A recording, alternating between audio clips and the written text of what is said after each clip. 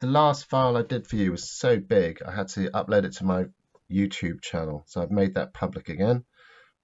So from now on, I'm going to upload the answers to the YouTube channel, and you just have to navigate to the correct one, but I'll try and clearly label it.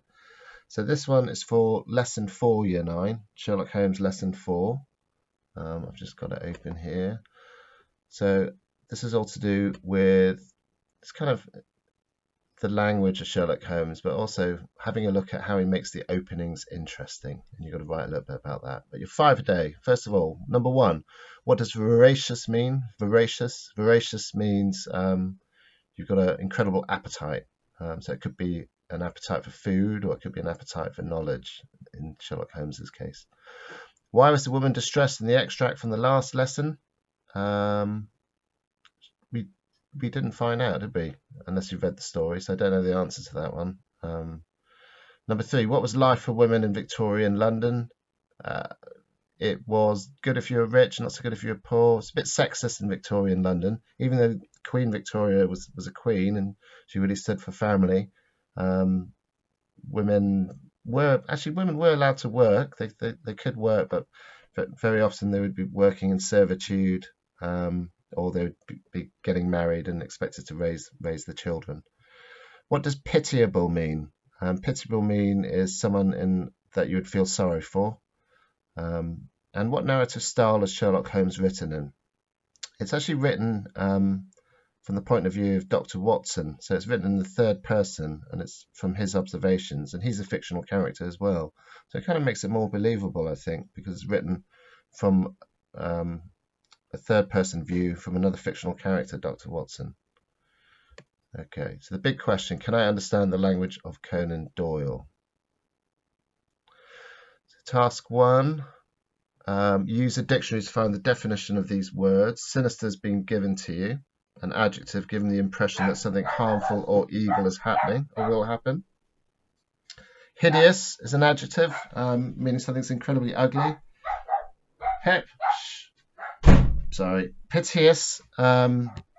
Piteous is an adjective, meaning you'd feel very sorry for that person. Aperture is a noun, meaning an opening. Decrepitude is an abstract noun. It's a sort of a state of decrepitude, of a state of not being intact. Decrepitude is all worn out. Oscillating could be a verb or an adjective. Oscillate just means to sort of shake very, very quickly. So you might oscillate in your decisions, or you might physically oscillate if you're trembling. Denouement is a noun, and what that means is it's the resolution after a climax in a story. So the denouement is the ending of it. Okay, task 2. Like all good stories, the detective story needs to have an exciting start if it is to grab the reader's interest. Let's examine some of the techniques Conan Doyle uses to interest the reader at the beginning of the stories. So what you should have done is read all of these and then ticked which of these things it does. And this will help you with task 3 when you come to write about task 3.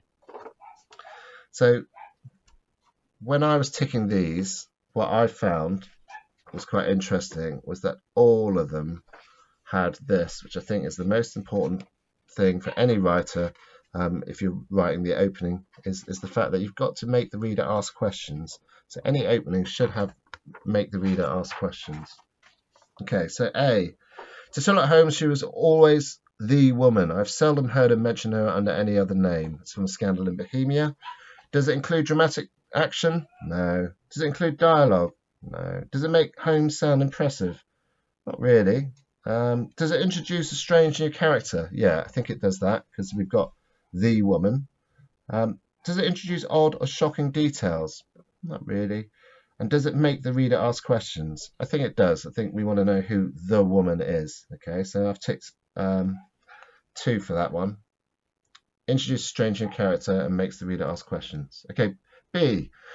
I'd called upon my friend Mr. Sherlock Holmes one day in the autumn of last year and found him in deep conversation with a very stout, florid-faced elderly gentleman with fiery red hair. That's from the Red-Headed League. Does that include dramatic action? It includes an action in the meeting. There's not really dramatic. Dialogue? There's no dialogue. Does it make Holmes sound impressive? Not really. Does it introduce a strange new character? Yeah, that's a pretty interesting description of a character with fiery red hair, isn't it? Does it introduce odd or shocking details? Yeah, maybe. The fiery red hair. Does it make the reader ask questions? Yeah, we want to know who this guy is. Okay, C. My dear fellow, said Sherlock Holmes, as we sat on either side of the fire in his lodgings at Baker Street. Life is infinitely stranger than anything which the mind of man could invent. A case of identity. So what that basically means, and that's really meta actually, is that truth is stranger than fiction. That's what he's saying. Okay, so does it include dramatic action? No. Does it include dialogue? Yeah. Does it make Holmes sound impressive? Yeah, that's a pretty clever statement he makes. Introduce a stranger character? No. Odd or shocking details? No.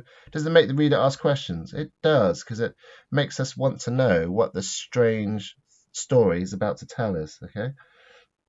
And then D. We were seated at breakfast one morning, my wife and I, when the maid brought in a telegram. It was from Sherlock Holmes and ran in this way. Have you a couple of days to spare? The Boscombe Valley Mystery.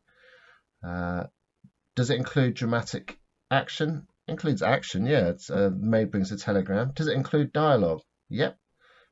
He's kind of, through the telegram, he's saying, have you a couple of days to spare? So it's sort of dialogue. Does it make Holmes sound impressive? Not really. Does it introduce a strange character? No. Odd or shocking details? No. Make the reader ask questions? Yeah. What does he want him for a couple of days for? Then E. When I glance over my notes and records of the Sherlock Holmes case between the years of 82 and 90, I'm faced with so many which present strange and interesting features that it is no easy matter to know which to choose and which to leave. Dramatic action? Dialogue? Holmes sound impressive? Yes, because he's got so many cases to choose from. Introduce a strange new character? Odd or shocking details? Makes the reader ask questions? Yeah. So what are these cases? I want to know. F. Isa Whitney, brother of the late Elias Whitney, D.D., principal of the Theological College of St. George's, was much addicted to opium, the man with the twisted lip. So opium was a drug, originated in China, very popular in Victorian times. So, does it include dramatic action, dialogue, make Holmes sound impressive, introduce a strange new character? Yeah. You've got this brother of someone in charge of a religious college who's a drug addict. Shocking details? Yeah, that's fairly shocking, isn't it? Sherlock Holmes, when we first meet him, he's actually addicted to cocaine, and that's in the first passage when we meet him. But that's quite shocking. Make the reader ask questions. Yep, we want to know about him. Okay, G. Holmes said, as I stood one morning in a bow window looking down the street, here is a madman coming along. Does it include dramatic action? Yeah, because a madman's coming along. Dialogue? Yeah. Holmes sound impressive? No. Stranger character? Who's the madman? Odd or shocking details? There's a madman outside. Make the reader ask questions. Who is the madman? Okay, so have a go with those. So this has gone on a bit long, and then just write some sentences. And make sure when you're practicing embedding your quotes, use small bits of it and explain why you've chosen it. Okay, well done.